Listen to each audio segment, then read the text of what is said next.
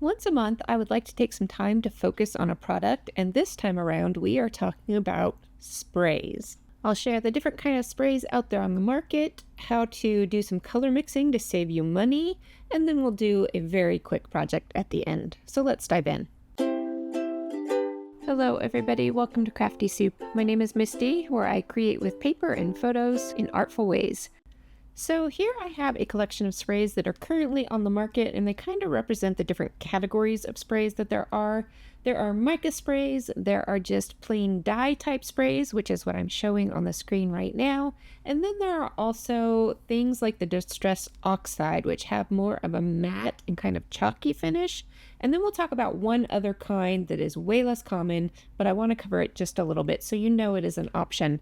So here is what the oxide sprays look like, and you can tell that they have something extra in them because of that cloudy quality you see at the bottom of the bottle. Mica will also be cloudy at the bottom, but often has the shimmer to it, so you can tell the difference between those.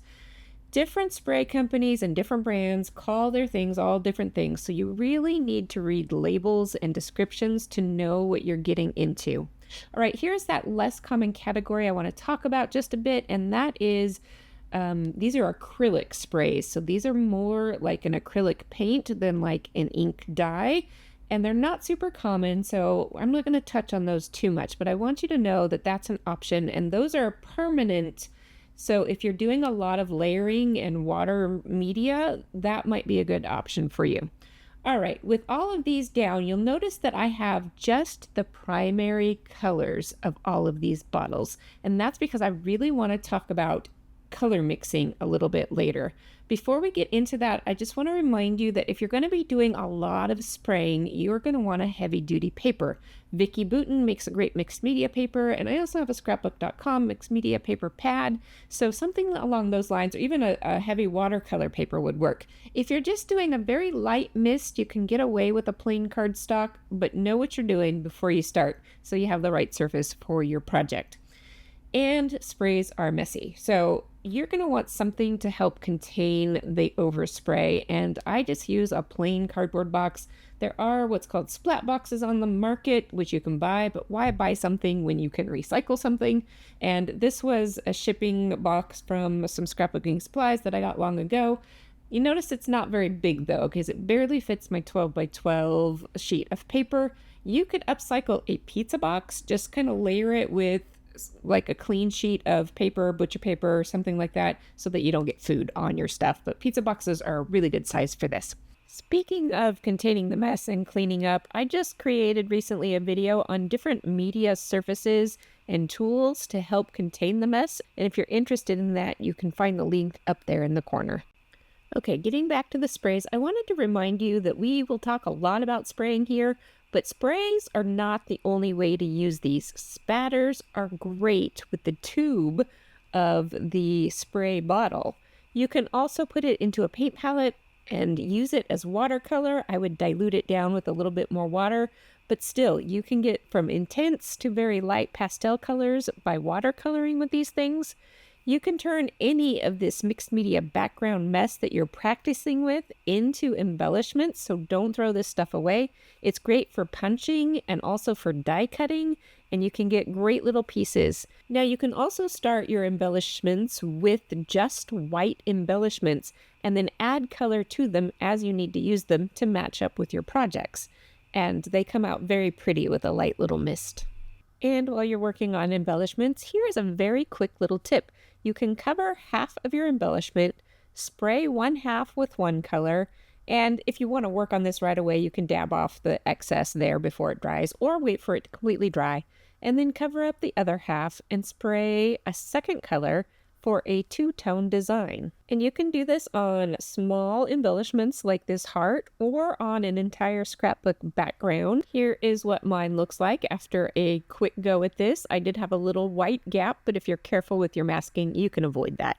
Okay, moving on. Here you can see that I'm starting by spraying my different colors out. At the top row, and that blue is very hard to see, but I've got yellow, red, and blue. This particular brand of sprays has little arrows to help you line it up. Make sure you know which way your bottle is spraying before you spray it. But as you can see, if you overspray the colors, you can get combined mixes. The problem with that is that the puddling will cause it to run, and as your paper warps and lifts, it can cause it to run all over the place. So here's a look at that very light blue. This was not a super good example of this, but that's the color I had in my stash. But you can see I got a nice orange mix, and even with that light blue, I did get some purple mix, and there you can see the mica shine on these ones. These are from Shimmers, and I'll leave you a link below so that you can check out their product. They have lots and lots of different sprays, from heavily pigmented and heavily shimmery to the lighter versions, which is what I have. All right, here I am using the oxides to do the same thing. You can use your fingers to move things around and help get them to mix more, but then you lose that kind of misty spray quality. I did try overspraying it with another of the same colors again to try and get it to bleed, but it didn't work perfectly. But you can get some level of color mixing this way. Now here is that Distress Oxide, and it really does have a chalky quality. In fact, I could rub that chalkiness off of the paper. So these things tend to separate as you use them. So doing heavy puddles of color can lead to more separation of the dye from the oxide chalky property. So know that about oxide sprays. All right, let's really talk color mixing now. If you want to stretch your dollars, I would suggest having a couple of tools on hand: a very cheap paint palette, an eyedropper, and extra of these misters. These are the Tim Holtz mini misters, and they're ones I like to use because I can mix up small quantities of color because I don't often need large quantities. And that's why if you buy a whole bottle of red and a whole bottle of blue, how often are you going to be able to use up all that? So if we combine them to make purple, now we've got 3 colors for just about the same price, minus, having to buy that extra mister. And as I show you, you can get even more variety of colors depending on how you mix. So I started to fill up my palette and I realized I made a mistake. So on the left side of the palette, I put 1 drop of blue in each well, and then I'm going to take the red and vary how many drops of red I put into each well. So the first well will have 1 drop, the second will have 2, and the third will have 3. Now I do have that scratch piece of paper off to the side there. It's giving me a place to set down messy things. It's also going to be my swatch palette. I'm just going to do this with my fingers. Feel free to use a paintbrush, but I'm already messy, so it doesn't matter. But as you can see, as I'm swatching out these different colors, these are different tones of purple or violet, whatever you want to call it. You can write down those recipes and keep track of them so that you have more options in the future. And I'm going to do one more step with this. I'm going to take that very last color and I'm going to dilute it with some water. So here is my mini mister, and it is half filled with water. Now, if I just put 1 drop of red and 3 drop, or the other way around, 1 drop of blue and 3 drops of red into a half tube of water, it's not going to be a very strong color. So I'm going to multiply it, and I really just took a guess at this point about how much to add. I end up adding 5 times each amount. So there's a little bit of math. I'm writing it down so I can keep track of everything. So I've got 5 drops of blue going in, and then I will have 15 drops of red going in. If you're doing larger quantities of this, you can say 1 whole eyedropper of blue to 3 whole eyedroppers of red. So that's another way you can keep track of it without having to fiddly count lots of drops.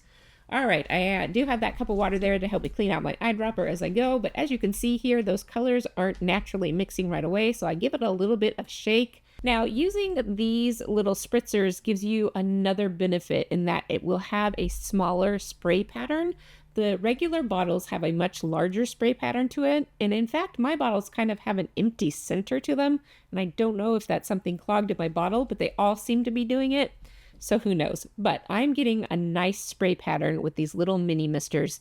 And look at that color I got, kind of a dusty, pinky, lavendery color. Oh, it's so good. So you can play around with your mixes and stretch your dollar by coming up with these various color mixing recipes. All right, here's a final look at that project. And before we move on, we should talk about cleanup. All right, here's what my hands look like after this round of playing with sprays. This is not an advertisement in any way, but I had heard the suggestion for this particular soap. So this is called Scrubby, and it was a recommendation from another crafty group. What's nice about it is that it has a built-in scrubber, so that helps not only wash your hands, but kind of scrub away some of those things to begin with. Does it actually work any better than regular soap and water? Here is what my hands looks like afterwards. It's fine. It is convenient because the scrubber is built in, but I'll give it more tries before I totally decide. What do you think? Here is the before and after. Do you think this soap is worth it? All right, that is what I wanted to talk about in general in the world of sprays. So let's go ahead and do a quick project. I have my splat box out and my oxides. I am going to go ahead and overlay these sprays to do some color mixing. I'm going to do a Halloween layout. So I've got yellow and red, and my biggest color zone is going to be orange by spraying those together. Now, like we showed in the color mixing section, depending on how much of each color you have, will alter the color of orange you end up with. So go back and forth with your colors until you're satisfied. Here I am adding more yellow, and then I go back and add a little bit more red because it was too yellow. And if you want to keep track of how many sprays you've got, you can write those recipes down as well. I'm going to set that off to the side and let it dry. All right, here I am back with this. It's not quite dry, but these oxide sprays, you can hit them with a heat tool and get them to dry. I do like going back and forth between the front of the paper and the back of the paper. So between natural drying time and hitting it with the heat tool, I have finished my background for my layout.